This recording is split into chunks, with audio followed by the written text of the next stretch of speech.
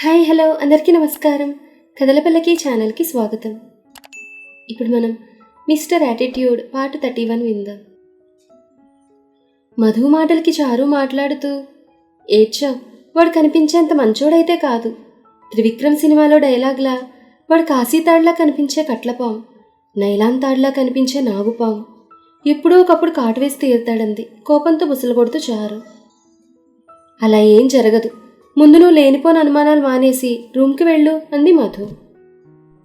ఓహో, నేను రూమ్కి వెళ్తే నువ్వు వీడికి పతియే ప్రత్యక్ష దైవము దైవము అన్న రీతిలో పాన్పు సేవలు చేస్తావా? Nothing doing. నువ్వు నాతో రావాల్సిందే, లేకపోతే నేను పోనంది చేతులు కట్టుకుని చారు. సరే, నేను వస్తాను, ముందు నువ్వు బయటకు పదా అంటూ అక్కడి నుంచి చారుని తీసుకుని బయటకు వచ్చిన మధుకి నోటి నుండి నురగలు కక్కుతున్న పింకీని తీసుకుని వస్తున్న వార్డ్ బాయ్ కనిపించేసరికి ఒక్క అంగలు అటువైపు పరుగులు తీసిందామె. మధును చూసిన చారు ఇంకా అంబిక వాళ్ళు కూడా ఏమైందో అని అటుగా పరుగులు తీశారు.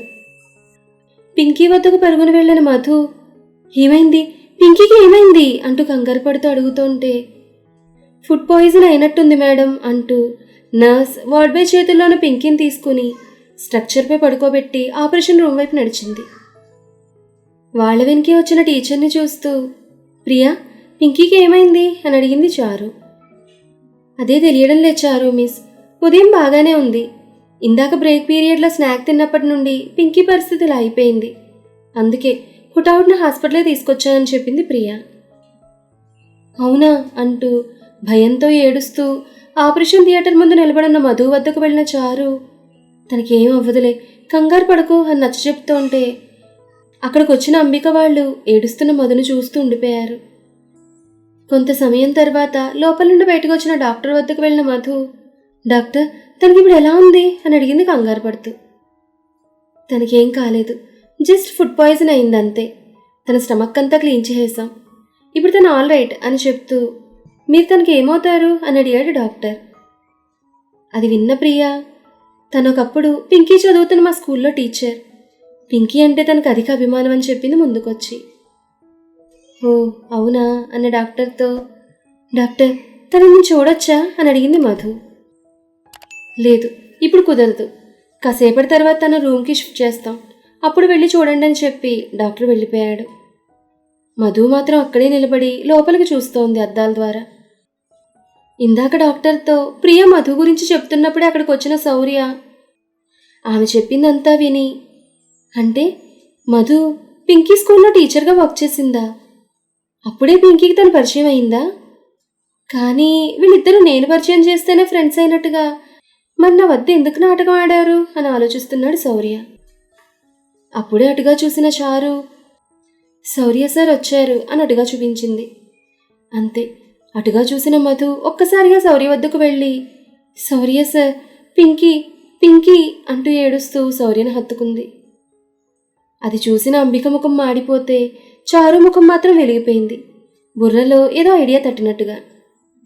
తన హత్తుకుని ఏడుస్తున్న మధును దూరంగా జరుపుతూ, తనకేం కాదు, నువ్వు కంగారు పడి నీ ఆరోగ్యం పాడు చేసుకోకు, అసలే నీకు ఒంట్లో బాలేదన్నాడు శౌర్య.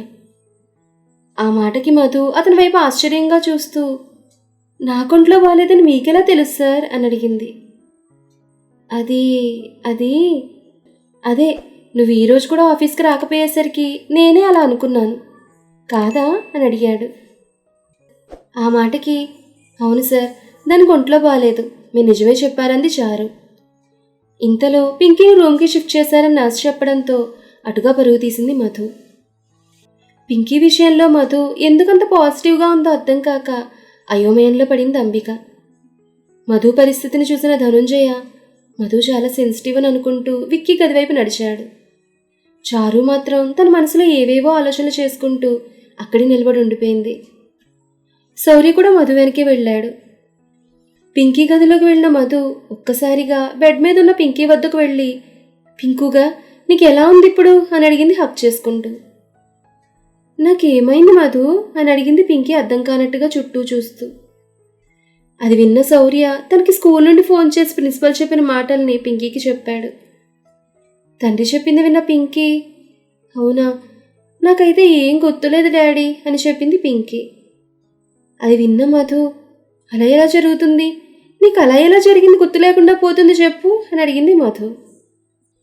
ఆ మాటకి కొందరికి అలాగే జరిగినో గుర్తుండవులే, దాని గురించి పెద్దగా ఆలోచించడం వేస్ట్ అని చెప్పాడు. రాత్రి విషయాలేవి మధుకు గుర్తులేవని నిట్టూరుస్తూ. శౌర్య మాటలకి ఏదో గుర్తు చేసుకుంటూ ఆలోచిస్తున్న మధు శౌర్య ముఖం వైపు చూసింది. అంతవరకు తను గమనించలేదు, కానీ ఇప్పుడు చూస్తే తెలుస్తోంది అతని పెదవులపై కమిలిన మచ్చ. ఆ మచ్చను చూస్తూనే మీ పెదవులపై మచ్చేంటి అని అడిగింది ఏదో స్ఫురణకొస్తుంటే. అది గండుచీమ కుట్టిందిలే అన్నాడు కావాలని. వాట్? గండుచీమ పెదవులపైకి ఎక్కేలా కుట్టింది అని అడిగింది ఆలోచిస్తూ. నేను పరాగ్గా ఉంటేది కుట్టి వెళ్ళిపోయింది అన్నాడు నిట్టూరుస్తూ శౌర్య. కుట్టి వెళ్ళిపోయింది, ఇంకా నయ్యం, ముక్కు పీకేయలేదు. అయినా మరీ ఎంత పరధ్యానం అయితే ఎలా చెప్పండి అంది కాస్త మందలిస్తూ. ఆ మాటకి నీకు నిజంగా ఏం గుర్తులేవా అని అడిగాడు అదోలా చూస్తూ శౌర్య. ఏం గుర్తులేవు నాకు అంది అయోమయంగా చూస్తూ మధు. ఏం లేదులే అంటూ చిన్నగా నిట్టూర్చి పింకీని ఒళ్ళోకి తీసుకుని కూతురుతో మాట్లాడుతున్నాడు శౌర్య. శౌర్య తను ఎందుకలా అన్నాడో అర్థం కాక ఆలోచిస్తున్న మధుకి తల నొప్పిగా అనిపించింది. దాంతో తల పట్టుకుని పక్కనే కుర్చీలో కూర్చుంటుంటే ఆమెకు రాత్రి తను ఎత్తుకుని కారులోకి తీసుకొచ్చిన వ్యక్తి ఒళ్ళో కూర్చోవడం, అతని దగ్గరగా చూడడం, అతని పెదవులను కిస్ చేయడం ఒక్కొక్కటిగా గుర్తొస్తుంటే మధు నుదుటిని చెమటలు పట్టేశాయి. నుదుటిని పట్టిన చెమటలను తుడుచుకుంటూ నేను అతని కిస్ చేయడం ఏంటి? అది కూడా లిప్ టు లిప్ కిస్. లేదు, అలా జరుగుండదు. కానీ నాకెందుకు అలా గుర్తొస్తుంది? అంటే నేను నిజంగానే అతను కిస్ చేశానా అనుకుంటూ కళ్ళు మూసుకుని వెనక్కి వాళ్ళిన ఆమెకు మళ్ళీ అదే సీన్ రిపీట్ అవుతుంటే టక్కును కళ్ళు తెరిచి చూసింది. అప్పటికే తన్నే చూస్తున్న శౌర్య కనపడేసరికి ఏమైంది అంది తడబడుతూ మధు. ఏం కాలేదు, నీకేంటి? ఏసీ గదిలో కూడా చెమటలు పడుతున్నాయి. ఆర్ యూ ఓకే అన్నాడు చేయి పట్టుకుని చూస్తూ శౌర్య. శౌర్య చేయి పట్టుకున్న వెంటనే మళ్ళీ మధుకి అదే సీన్ రిపీట్ అవుతోంది. ఈసారి మాటలు కూడా వినపడుతున్నాయి. లవ్ బైట్స్ నొప్పిగానే ఉంటాయి అని మధు మత్తుగా అంటుంటే అవునా అంటూ అతను ఆమెను గాఢంగా కిస్ చేశాడు. అది గుర్తు రాగానే ఒక్కసారిగా శౌర్య చేతిని వదిలి నోటి మీద చేయి వేసుకుంది మధు. ఆమె వియర్డ్ బిహేవియర్ చూస్తున్న శౌర్యకి ఏం అర్థం కాకపోవడంతో ఏమైంది అని మళ్ళీ అడిగాడు శౌర్య. ఏం లేదు అంటూ తడబడుతూ ఆ గదిలోండి బయటకు పరుగు తీసింది మధు.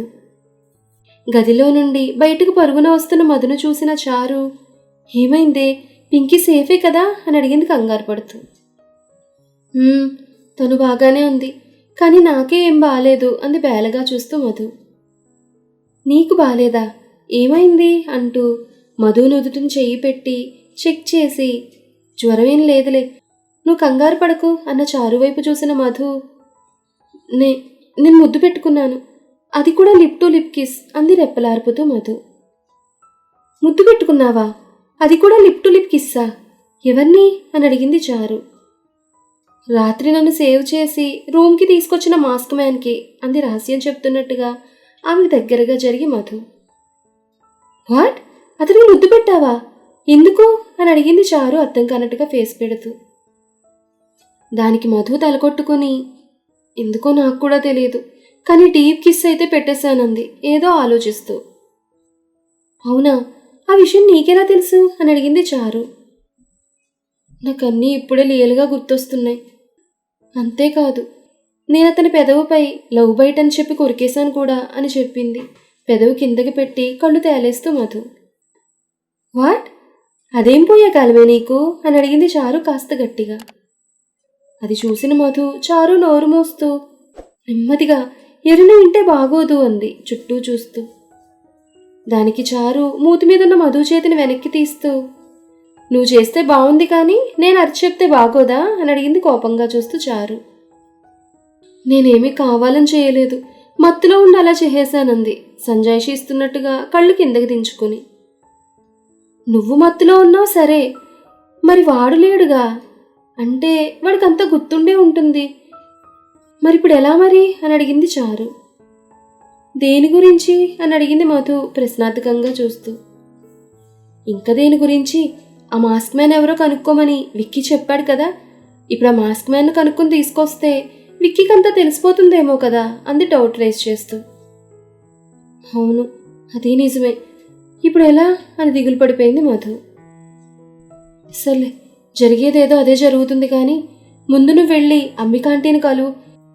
ఇందాకటి నుండి నీ గురించి అడుగుతున్నారన్న చారుకి అలాగే అని చెప్పి అటుగా వెళ్ళింది మధు. మధు అలా వెళ్ళగానే పెద్దగా నవ్వుకున్న చారు, పిచ్చిముఖం, ఆ మాస్క్ మ్యాన్ ఎవరో కాదు, మన శౌర్య సారే.